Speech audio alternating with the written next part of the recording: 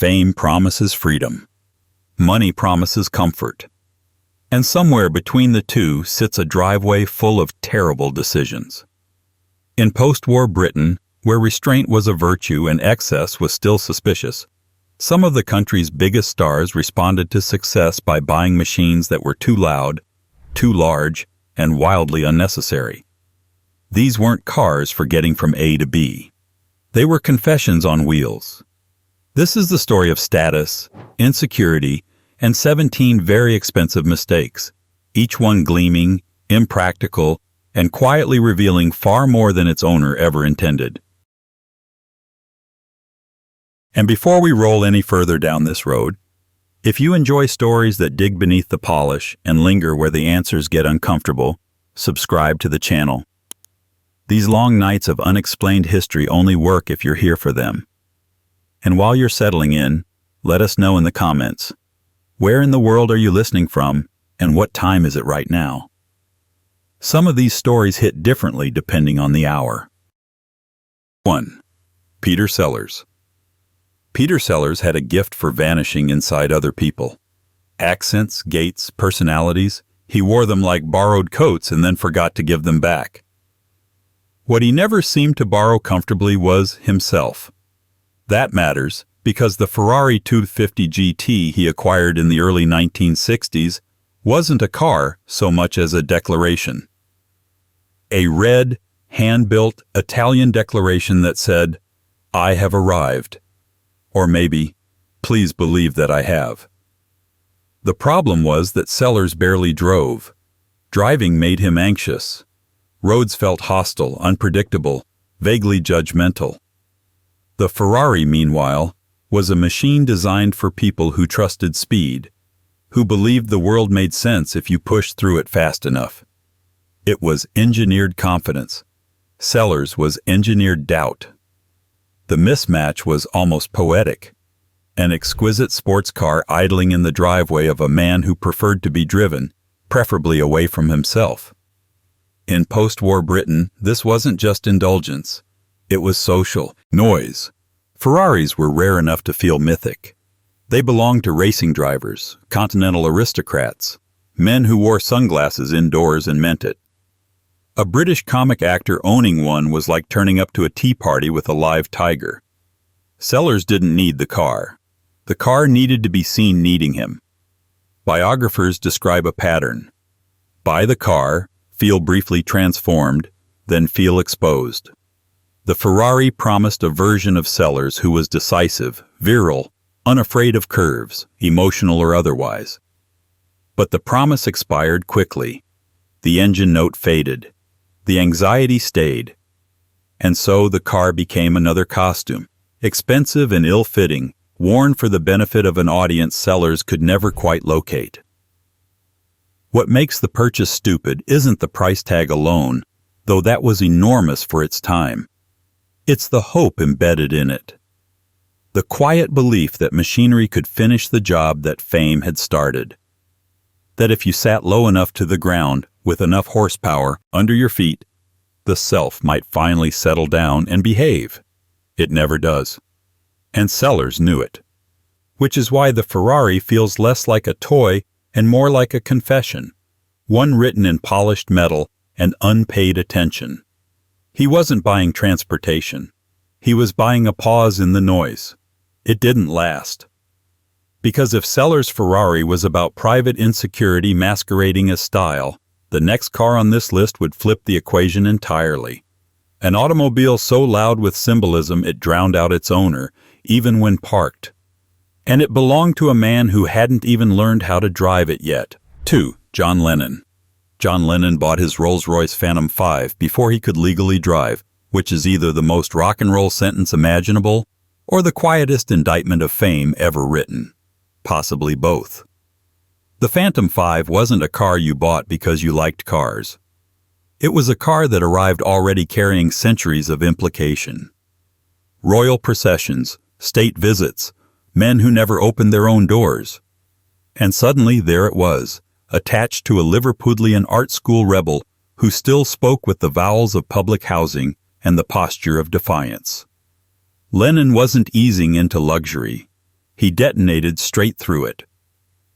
In 1965 Britain, this was obscene in the literal sense of the word, something that shouldn't be shown. The country was still shaking dust out of ration books. Pop stars were meant to be cheeky, accessible, temporary. The Phantom 5 suggested permanence, authority, a throne on wheels. Lennon didn't just cross a class boundary. He dragged it behind him, sparks scraping the pavement. What made the purchase truly absurd wasn't just its scale, but its timing. Lennon didn't yet know how to drive. The car existed purely as an object of presence. It announced him before he arrived and lingered after he left. Chauffeured everywhere, he sat in the back like an emperor who wasn't sure whether he believed in the empire. Later, of course, the car would become psychedelic, repainted into something closer to a rolling protest than a status symbol. But at the moment of purchase, it was naked power. A young man still wrestling with authority choosing the most authoritative vehicle money could buy. The contradiction is the point.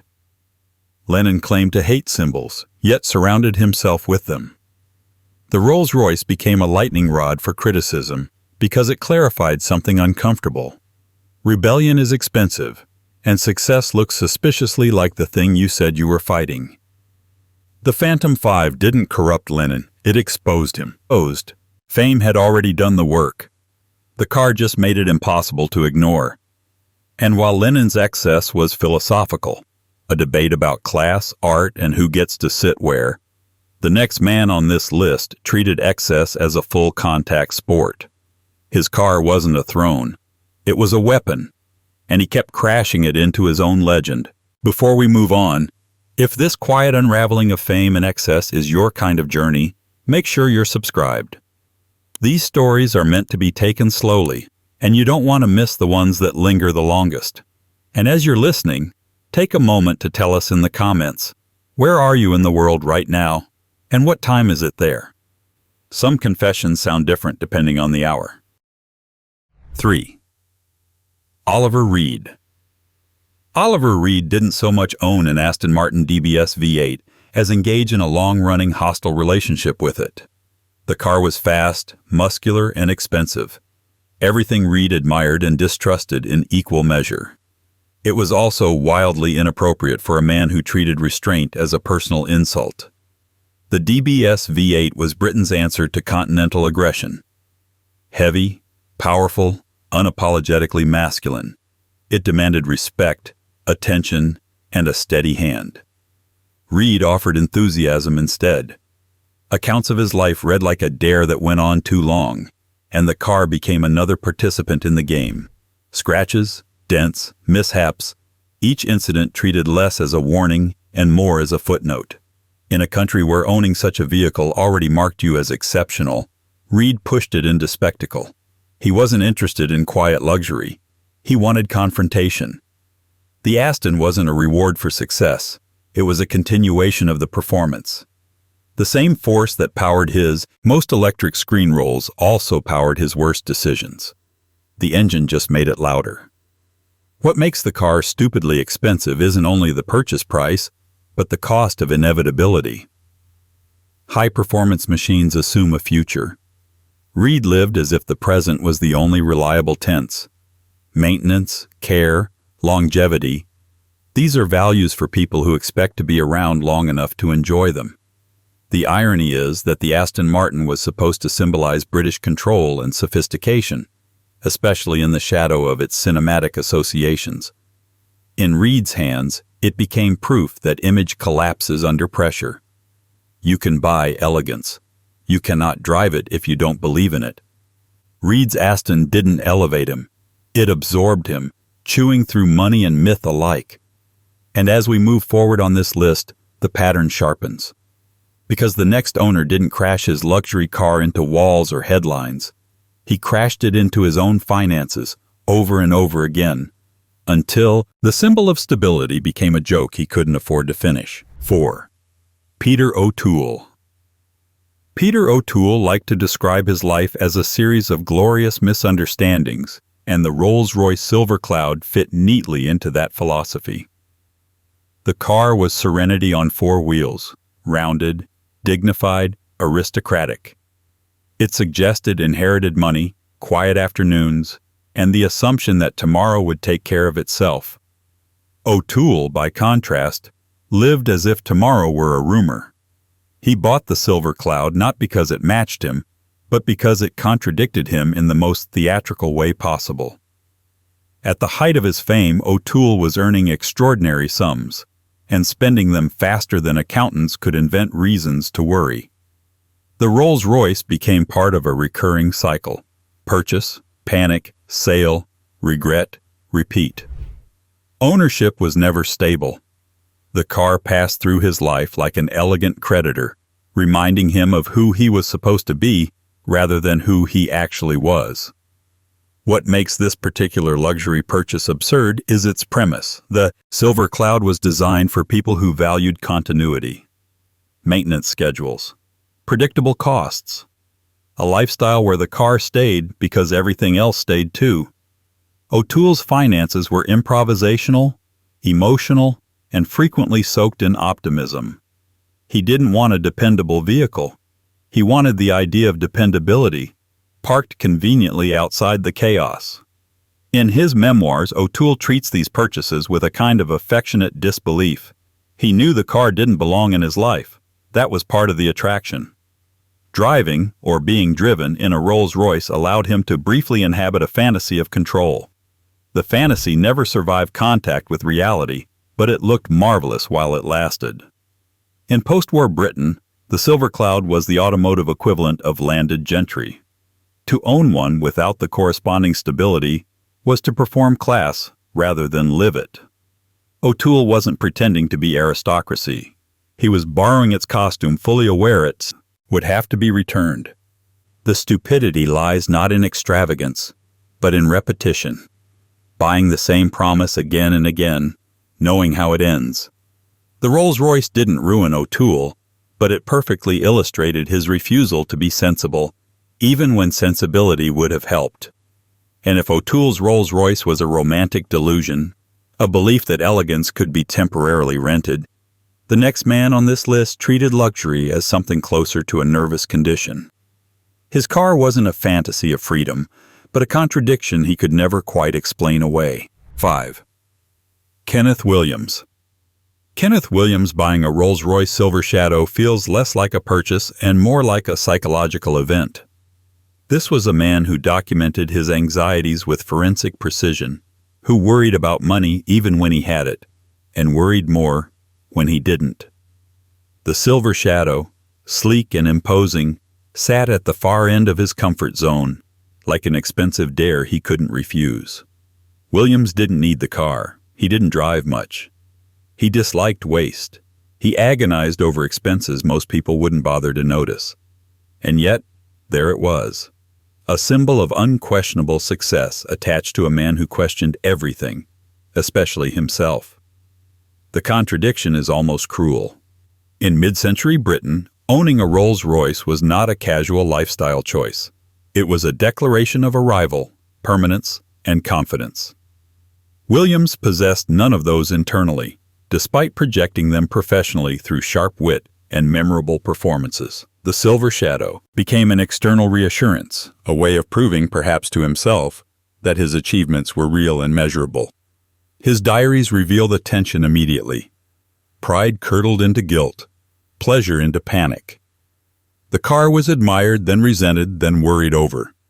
Maintenance costs became moral judgments. Fuel consumption felt like a personal failing. The Rolls-Royce didn't soothe his anxieties. It gave them something new to chew on. What makes the purchase stupidly expensive isn't extravagance for its own sake, but the mismatch between object and owner. The Silver Shadow promised effortlessness. Williams lived in effort. The car assumed its owner would enjoy being seen. Williams alternated between craving approval and recoiling from attention. There's something quietly tragic about it. The car was meant to reward decades of work, yet it only sharpened his sense of unease. Success, once achieved, didn't bring relief. It brought expectations. The Rolls-Royce became a rolling reminder that he had crossed into a world he didn't trust and wasn't sure he deserved. If luxury cars are mirrors, this one reflected William's deepest fear, that comfort was temporary and could be revoked at any moment. He bought the Rolls-Royce not because he felt secure, but because he didn't. And while William's silver shadow exposed anxiety beneath comedy, the next man on this list bought the same car for almost the opposite reason, to bury his past so completely that no one could mistake where he came from again. 6. Michael Caine. Michael Caine's Rolls-Royce. Silver Shadow wasn't about pleasure, it was about translation. Born into working-class South London, Caine understood early that fame didn't erase accents, origins, or assumptions. So when success arrived quickly and loudly, he responded with something equally unmistakable, a car that spoke fluent establishment. The Silver Shadow was smooth, modern, and unmistakably expensive. It didn't shout old aristocracy, it whispered new money trying to sound old. Caine later admitted the motivation with refreshing honesty. He wanted legitimacy, not wealth, he already had that, but acceptance. The Rolls-Royce was meant to do the talking when he didn't want to. In the Britain of the 1960s, this mattered. Class wasn't just background, it was foreground. A man could headline films and still be quietly judged by where he came from. The Silver Shadow was a defense mechanism, a polished barrier between Caine and a system that liked its stars, refined, and pre-approved. What makes the purchase absurd in hindsight is how unnecessary it became. Caine's talent was undeniable. His career endured. The car solved a problem that time would have handled on its own. But insecurity doesn't wait for evidence. It shops immediately. The Rolls-Royce performed its role well. It signaled seriousness, respectability, arrival. But it also froze Caine in a moment of transition when he wasn't sure whether success was permanent or conditional. The car didn't celebrate achievement, it insured against rejection. Unlike others on this list, Caine eventually recognized the gesture for what it was. He spoke about it with irony, even embarrassment. The Silver Shadow became a lesson rather than a regret. A reminder that status symbols don't elevate you. They negotiate on your behalf, often clumsily. Still, the expense remains. Not just the money, but the emotional cost of believing you need proof beyond your work. The Rolls-Royce was heavy with that belief. And as this pattern continues, the next owner takes us somewhere quieter, more deliberate. A man stepping away from fame while clinging to its symbols, driving an aristocratic car toward a life deliberately out of the spotlight. 7. Dirk Bogarde. Dirk Bogarde's Bentley R-Type was not an indulgence born of excess, but of hesitation. By the time he owned it, Bogarde was already drifting away from the machinery of fame that had made him visible in the first place. He had the money, the recognition, and the cultural capital, but increasingly, he didn't want the audience. The Bentley sat awkwardly in that transition, a car designed to be seen piloted by men who enjoyed being recognized. The R-Type was understated by luxury standards, but still unmistakably aristocratic. It implied lineage, restraint, and a confidence that came from not needing to explain oneself.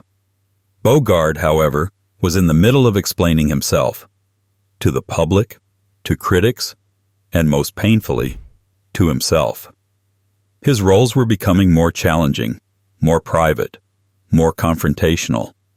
His life was moving inward. The car did not. What makes the Bentley stupidly expensive in this context isn't its flamboyance, but its inertia. Bogarde maintained the symbol of establishment respectability while actively dismantling his place within it. The car suggested continuity at a time when his career was defined by deliberate rupture. It was a relic of an identity he was quietly shedding. Unlike others on this list, Bogarde wasn't compensating for insecurity or feeding excess. He was holding on to a form while emptying it of meaning. The Bentley functioned as a kind of diplomatic passport, useful, recognizable, polite. Even as Bogarde retreated to France, to writing, to a life largely removed from British celebrity culture. The absurdity lies in the maintenance of appearances long after their usefulness has expired. The Bentley required care, attention, and resources that no longer aligned with Bogarde's direction. It was a car for a public figure who no longer wanted to be public. Luxury vehicles often freeze their owners in time. This one trapped Bogarde in a version of himself he was already leaving behind. The Bentley didn't represent aspiration or anxiety. It represented delay. And if Bogarde's expensive car symbolized quiet resistance to change, the next man on the list did the opposite, leaning so fully into a persona that the luxury became unavoidable, even when it was financially disastrous. 8. Terry Thomas. Terry Thomas didn't buy a Rolls-Royce silver Wraith because he wanted one. He bought it because he had already become one. The gap-toothed grin, the clipped accent, the effortless disdain for the ordinary. His public image demanded luxury the way a uniform demands buttons. The car wasn't transport, it was wardrobe. By the time he acquired the silver Wraith, Terry Thomas was already living beyond his means. The car didn't cause his financial problems, but it accelerated them with remarkable efficiency. Rolls-Royces were not just expensive to buy, they were expensive to exist alongside. Maintenance, repairs, chauffeurs, expectations. It was an ecosystem designed for people who never had to check balances. The silver Wraith was particularly revealing. This was not a sporty indulgence or a personal pleasure. It was a formal, imposing vehicle meant to reinforce status. Terry Thomas needed it to keep the illusion intact. His screen persona as a carefree upper-class cad had become a trap. Audiences expected the man off-screen to match the man on it. What makes the purchase stupidly expensive is its inevitability. Once Terry Thomas committed to the image, retreat became impossible.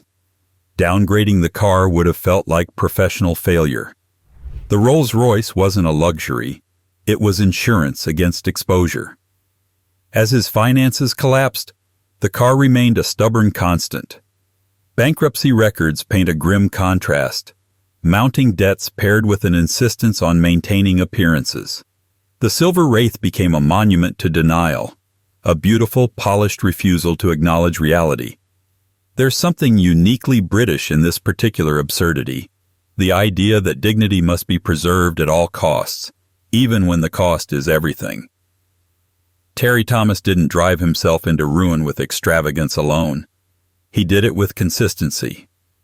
And as we move to the next name, the theme of financial chaos continues, but this time with a car that was less theatrical and more blunt, big, expensive, and completely indifferent to whether its owner could actually afford it. 9. Sid James.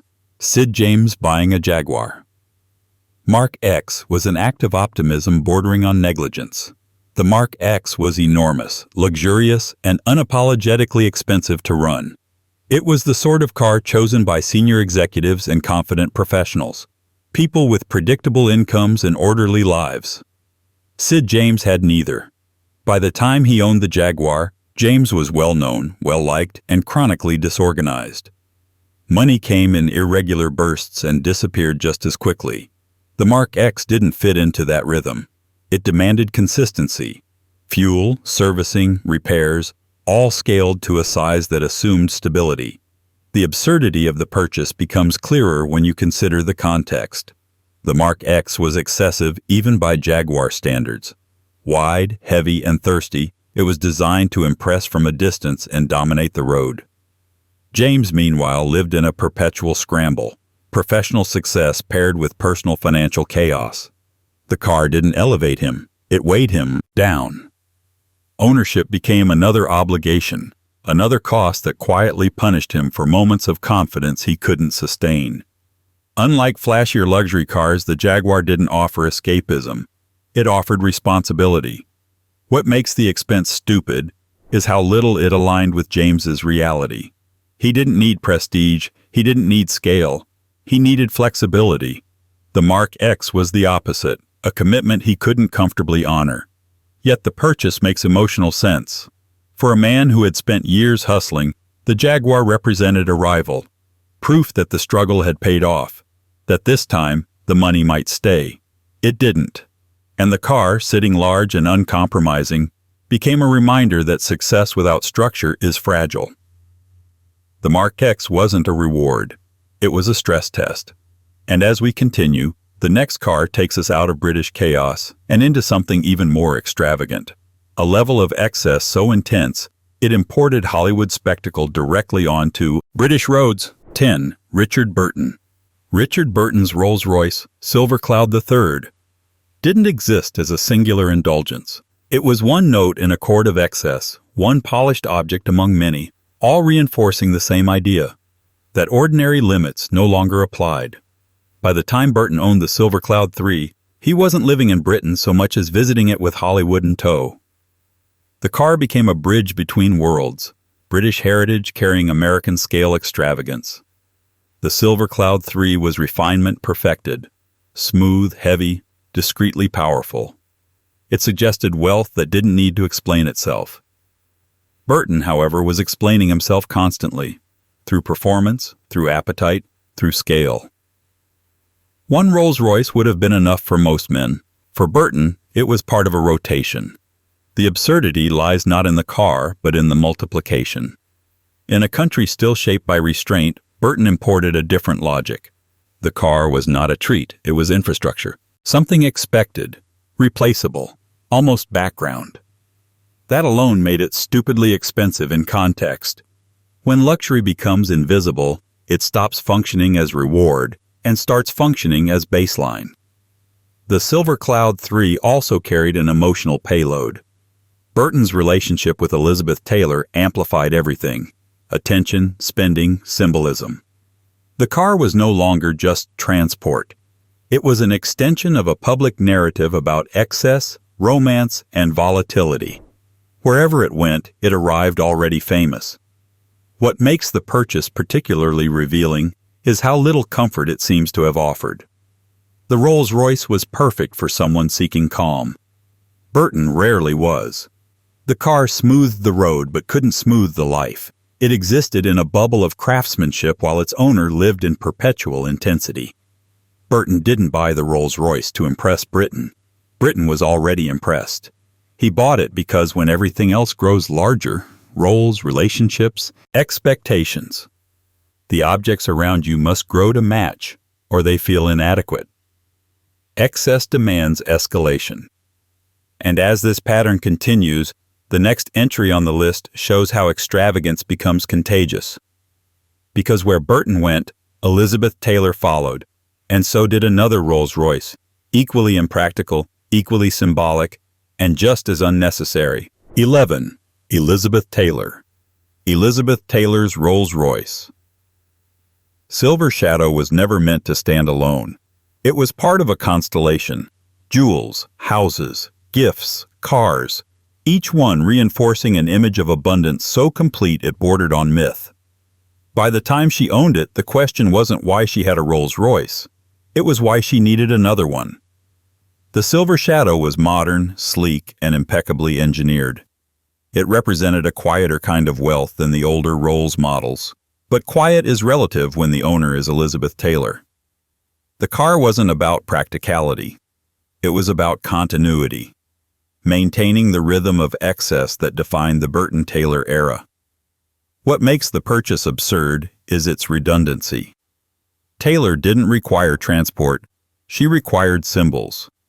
The Silver Shadow functioned less as a vehicle and more as punctuation in a sentence already overloaded with emphasis.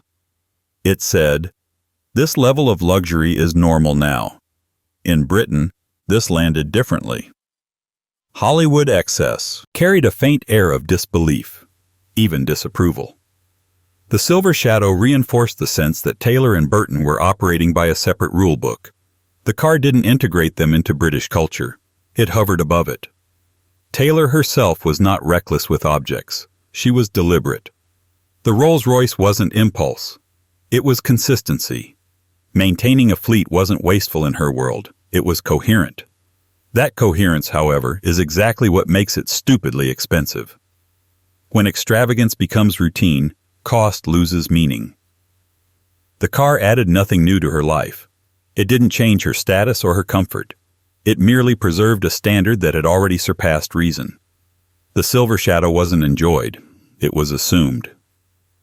And yet, there's something almost impersonal about it. Unlike Burton's charged relationship with his cars, Taylor's Rolls-Royce feels ceremonial. Another artifact in a life curated at scale. The absurdity lies in how little the object mattered, despite its price. As we move on, the next owner offers a sharp contrast. A man who lived modestly, distrusted indulgence, and yet found himself behind the wheel of the same luxury car, proving that excess doesn't always come from appetite. Sometimes it comes from contradiction. 12. Benny Hill.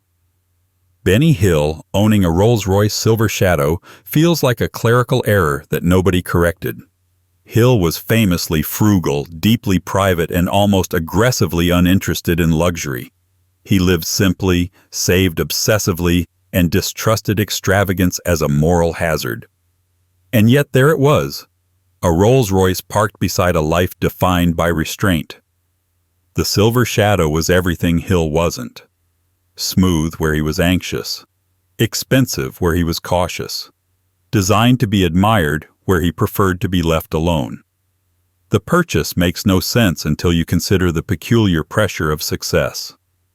Hill's comedy sold abundance, fast motion, crowded frames, exaggerated pleasure.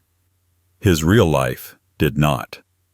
The Rolls-Royce becomes absurd precisely because it didn't align with his values. He rarely drove. He didn't entertain lavishly. He didn't need to project status. The car existed almost in isolation, detached from the life around it. What makes it stupidly expensive isn't misuse, but underuse. A machine engineered for comfort and display, reduced to occasional utility. The cost sits there, idling, unanswered. Some biographers suggest the car was a concession to agents, to expectations, to the unspoken rule that success should look a certain way. A man at the top of television comedy was supposed to arrive in something impressive. Hill complied, but without enthusiasm. There's a quiet irony here. Hill made millions by satirizing excess, then quietly acquired one of its purest symbols. The Silver Shadow didn't corrupt him. It simply stood there, unused proof that money can buy objects without buying desire.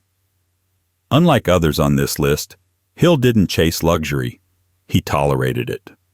The Rolls-Royce wasn't a dream fulfilled, it was an obligation fulfilled. And that brings us neatly to the next entry, a man whose mind was anything but quiet, whose relationship with money and stability was volatile, and whose expensive car became another fragile structure struggling to survive under pressure. 13. Spike Milligan. Spike Milligan's Bentley S2 arrived in his life like an overdressed guest at the wrong party. The car was serene, dignified, engineered to glide rather than react. It assumed stability, financial, emotional, logistical.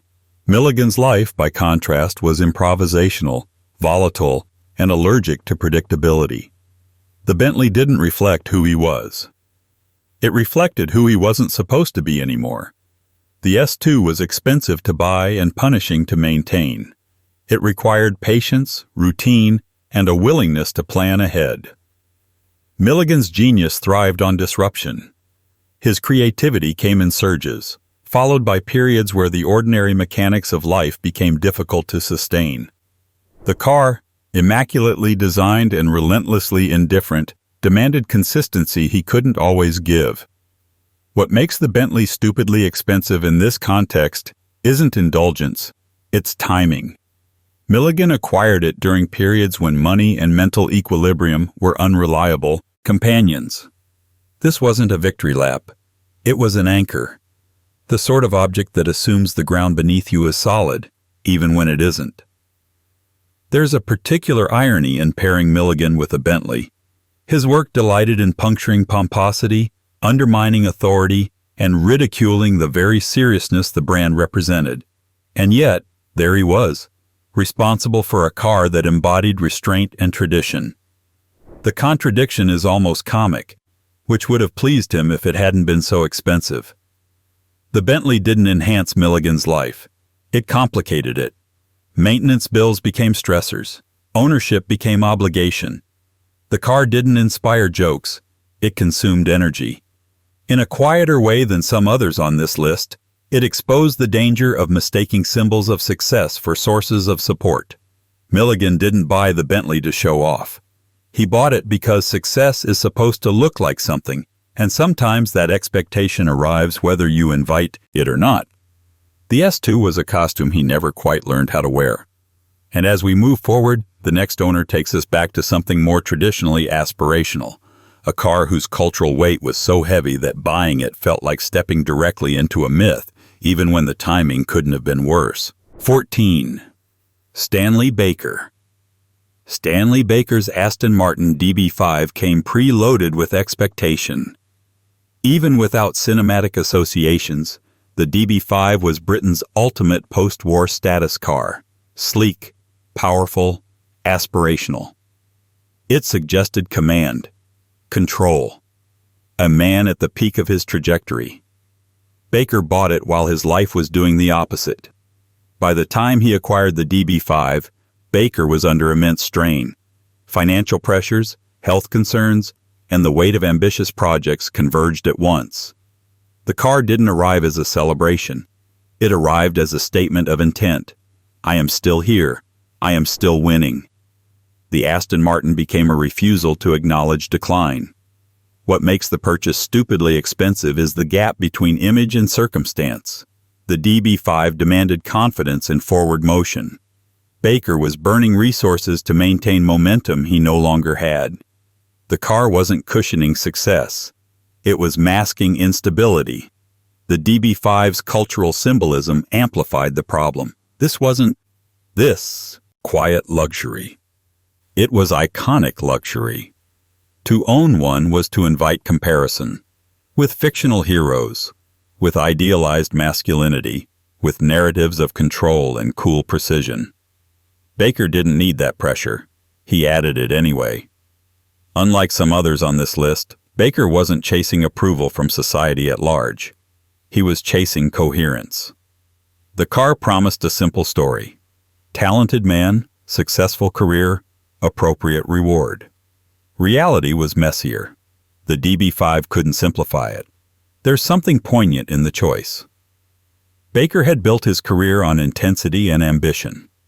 The Aston Martin was intensity made metal. But machines don't adapt to their owner's limits. They expect to be met on their own terms. The expense wasn't just financial, it was emotional. Maintaining the image cost energy Baker couldn't spare. The DB5 didn't save him from decline. It documented his refusal to slow down. And as we continue, the next entry introduces a man who openly despised the world of status and display, yet still surrounded himself with its symbols, as if daring them to mean something different. 15. George Sanders. George Sanders owning a Rolls-Royce Silver Dawn feels like a philosophical argument conducted in bad faith. Sanders spent much of his life expressing disdain for wealth, celebrity, and the shallow rituals of success. He distrusted admiration and treated luxury with open cynicism. And yet, he chose one of the most refined symbols of that very world and parked it in his life. The Silver Dawn was elegant, controlled, and quietly authoritative. It didn't beg for attention. It assumed it. That assumption mirrors Sanders' public persona. Aloof, articulate, unimpressed. On the surface, the pairing makes sense. Look closer, and the contradiction sharpens. Sanders didn't believe in the promises luxury made. He didn't think comfort led to happiness or status led to meaning. So why the Rolls-Royce? Because cynicism doesn't prevent participation. It just changes the tone. What makes the purchase stupidly expensive is its irony. Sanders paid handsomely for something he didn't respect. The car became an extension of his critique, a prop in his ongoing argument with the world.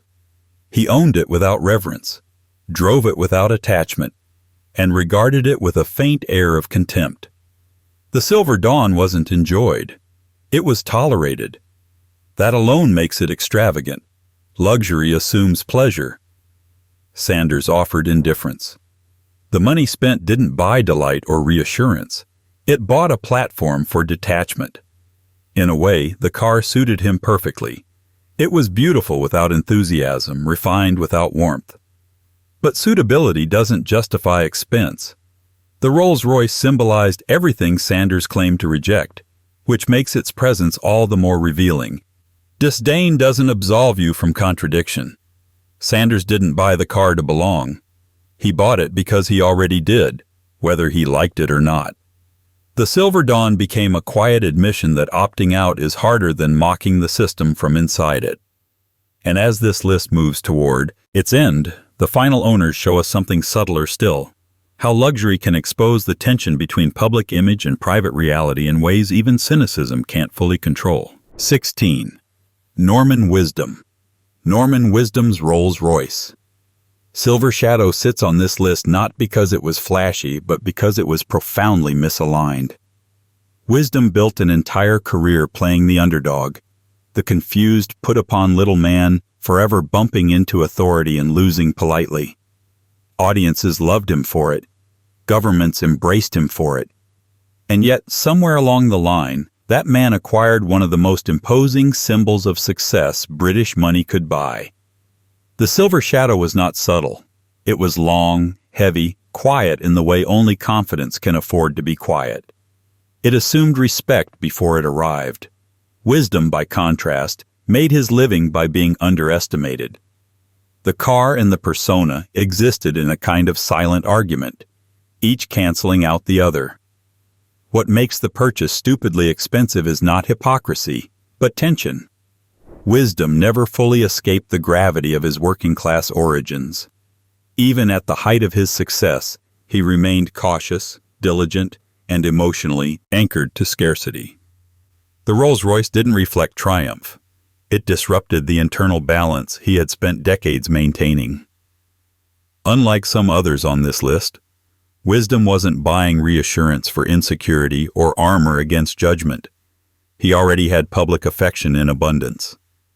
The Silver Shadow feels more like a misunderstanding, an object acquired because success is supposed to look like something specific.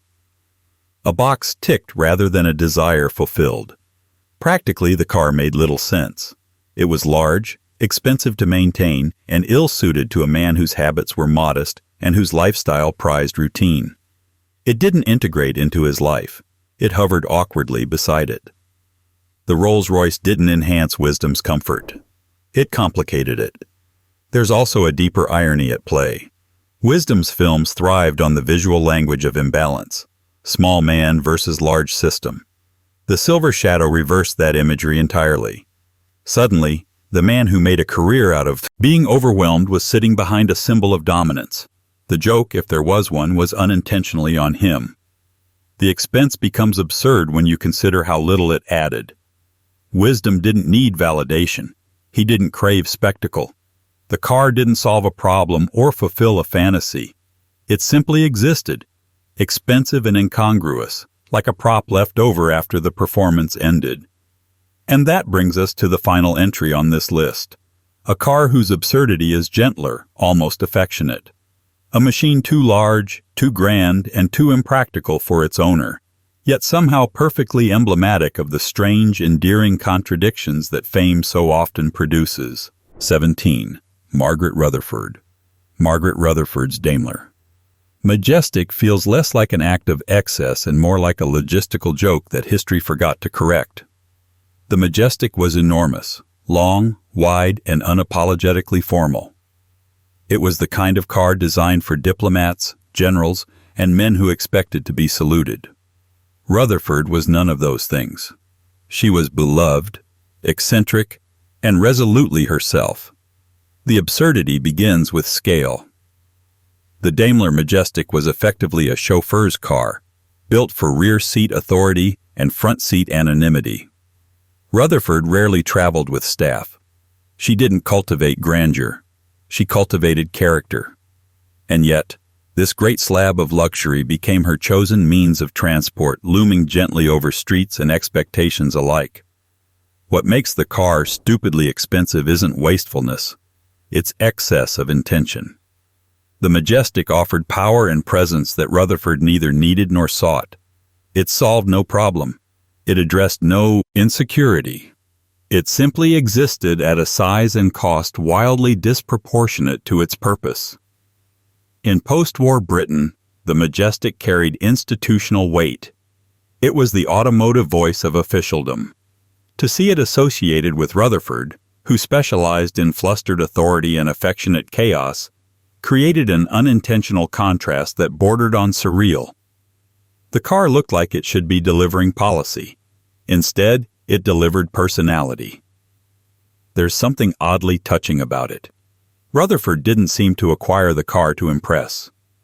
There's no evidence of status chasing or image management. The Majestic feels like a choice made without irony, without calculation.